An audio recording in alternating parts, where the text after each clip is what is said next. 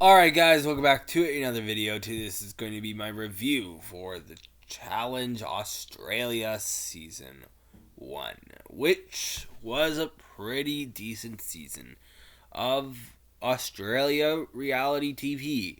I will say, I think it's one of the best seasons of Australian TV in recent years. Here, I've I've always had trouble watching shows like Australian Survivor and Big Brother Australia and Amazing Race Australia, uh, because I feel like the shows are I don't like how Network 10 edits their shows.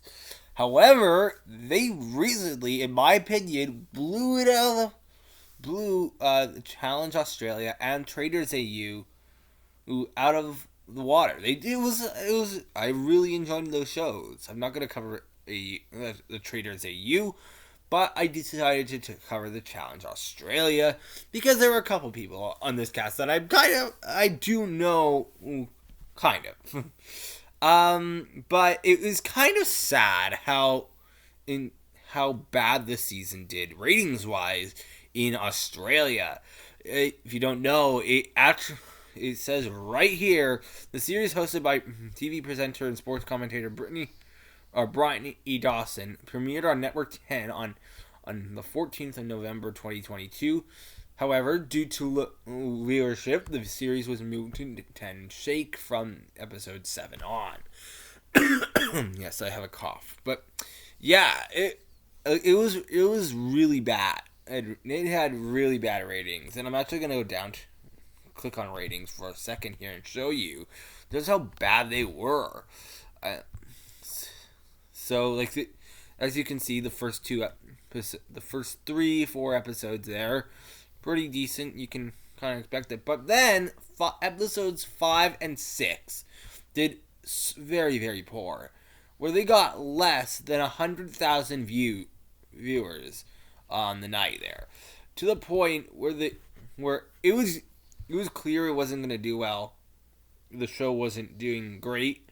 So what they did is they moved the one episodes 5 and 6. They moved all the episodes to like a 2-hour block, because originally they were airing an episode on Monday and an episode on Tuesday, and then they did that for like the first 2 weeks. And then I believe for episodes 5 and 6, when they came around to airing that, they just moved, they squished it together for a 2 hour show. And then when the show moved to 10 Shake, which I believe is kind of like CTV2, it's like an extra network for for Network 10, and for the two remaining, for one remaining for sure, they did a 2-hour back-to-back episode there. And then this, for the finale week, they just stuck with an episode on, they did an episode on Monday and an episode on Tuesday. And but overall, as a challenge season, this season was pretty good. It is sad how bad the ratings did, and that the show probably won't be renewed, and it is sad. But I really enjoyed this season of the challenge in general. It is probably my favorite season of the challenge since I've started watching the challenge. And I started watching the challenge when Double Agents first premiered in like December of 2020. Overall, though, let's talk about some random different things about the season. Starting off with the host, Bryony Dawson, who was actually pretty decent as a host, and she was fine. Like, not the greatest host in the world, not the best one, but like she's better than like some of the other Australian hosts out there. I think she's better than JLP from Australian Survivor.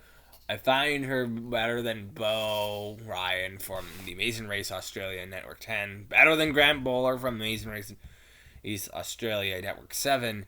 And even in like the US version, I found, even when we transfer over to the US, I find her to be a better host than like Julie Chen from Big Brother US, and yeah.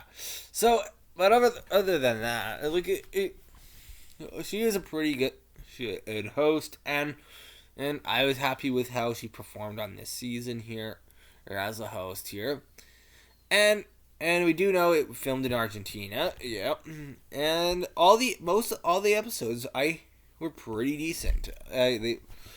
I do have one bit of a nitpick because there was a non-elimination episode, which I don't know why they did a non-elimination episode, but it was, I guess it was fine.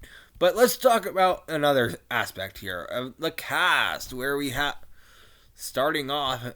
I'm actually just gonna run to the actual results page here, and then we'll run. So just so I can remember some of these people, because there were a couple people here that I don't really know, but like I really got to know most of this cast, and I was really happy with how the season turned out. Everyone in this cast, pretty much, at least starting at week 3 or episode 3, was brought something to the table here for me.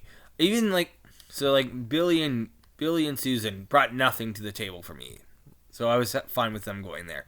But Jack, I got some entertainment out of. I kind of knew him from, I believe he was on like Australia's Got Talent. That's kind of how I got to know him. And then Audrey never really heard of her before. And a lot of these people I haven't really heard of before the season because I don't live in Australia, and it's difficult. It becomes more difficult for me to watch Australian TV for me. But we got some pretty good pairs here. Pretty good people. Johnny was decent. Looks nothing like Johnny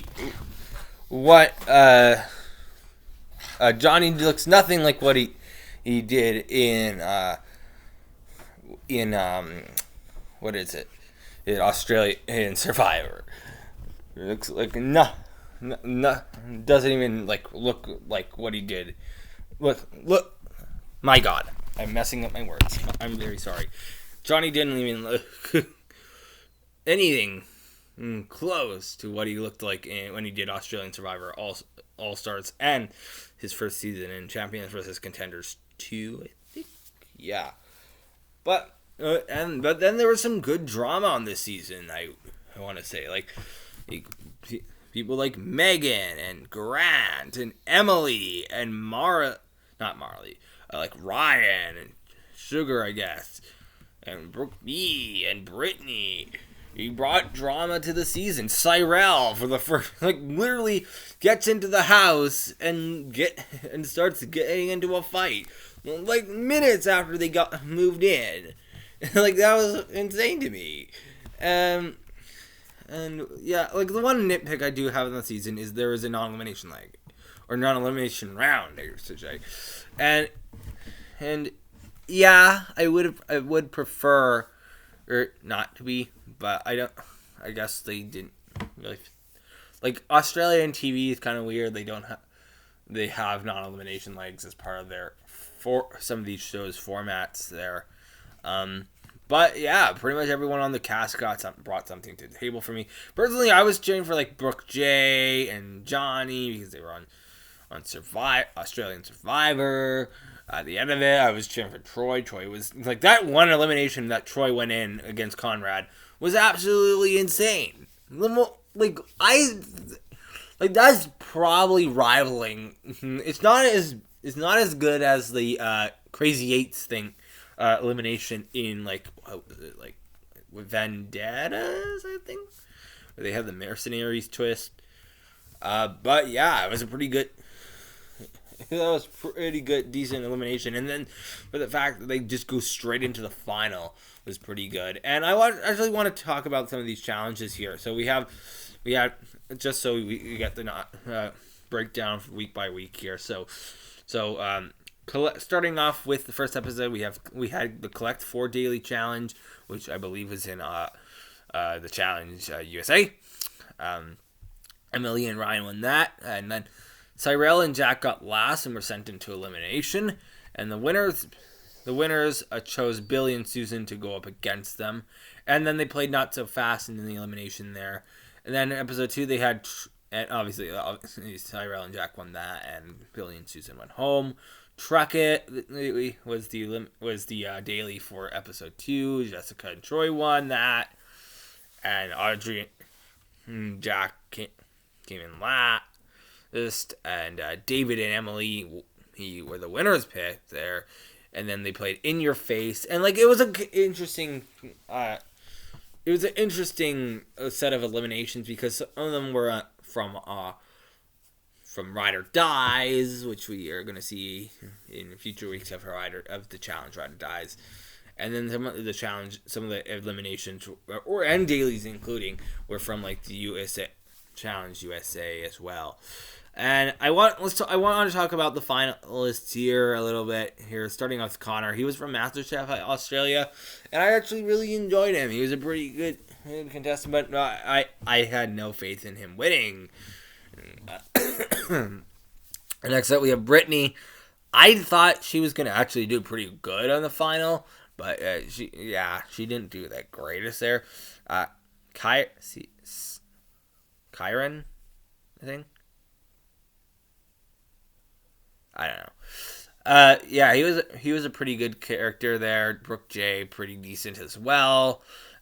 Personally, I wanted Brooke J to win over Kiki, but Troy was decent. I wanted, since episode, what was it, 6, that I thought he was gonna win. I think I was spoiled on the winners of the season, but then I forgot because I found the spoilers page of the cast for the Challenge World Championship, which is I don't think it has an air date yet, but we did get a bit of footage from it at the end here, and yeah, it was pretty decent. And as for other challenge-esque things, though, as for other challenge-esque or videos, I guess Challenge US, the Challenge UK. I'm thinking if I can find it online, I will probably cover it. If I can find it and watch it, then I will cover it. But if I can't, then I probably won't. That's kind of how it goes. I've had more trouble finding UK reality shows than I have with Australian reality shows. And then we have what was it? There was the Challenge Argentina. If it's not in English, I'm probably not gonna watch it. Cause I don't like watching Spanish or Portuguese. I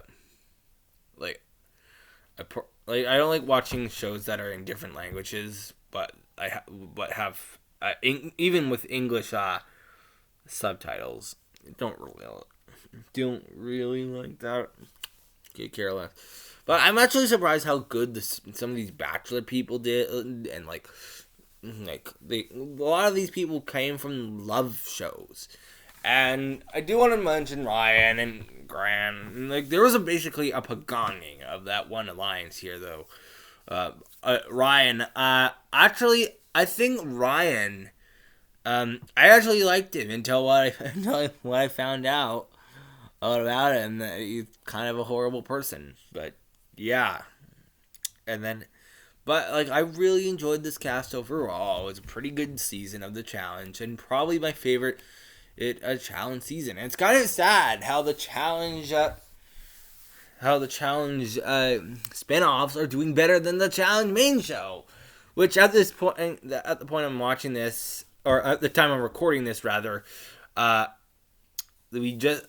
episode of the Challenge US, or the Challenge main show that aired of the Challenge Ride or Dies, there's a team twist, Bloodlines-esque twist.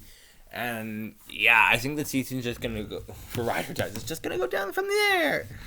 And I was actually enjoying the first few episodes of the Challenge Ride or Dies, but Hey, what can you do? Also, other challenge stuff. I'm aware that Challenge All Stars 4 is filming or set to film or shoot in like January or something like that.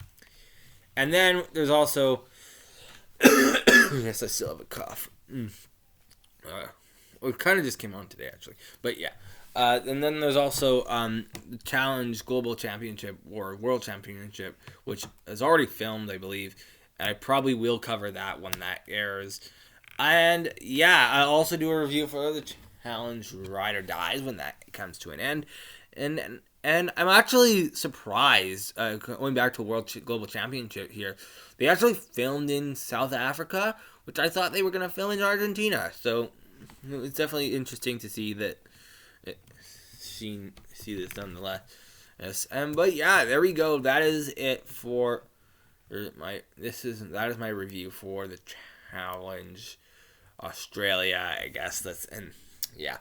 Other videos though. Let's talk about other videos. Think before this. I believe the Amazing Race season 34 review that's coming out before this video. So this I believe this was coming out the week of like on Wednesday the 21st or 22nd or I don't know what 21st, right? I think yeah. And then the 20 yeah, this is coming out on the 21st. That's of December. I think that's how I'm slotting this. And then other videos though, I'm doing a Survivor 43 review. Pretty decent season there. And yeah, I actually yeah. And then obviously the recently linked Survivor series that will continue. Reddit videos will continue as well, and other random videos as well. I do the year in reality TV or like the reality TV of 2022 review thing that I do at the end of every year. I'll be talking about the shows and that, and the shows I watched and that, and yeah, that's pretty much it though. That is the video. Thank you for watching.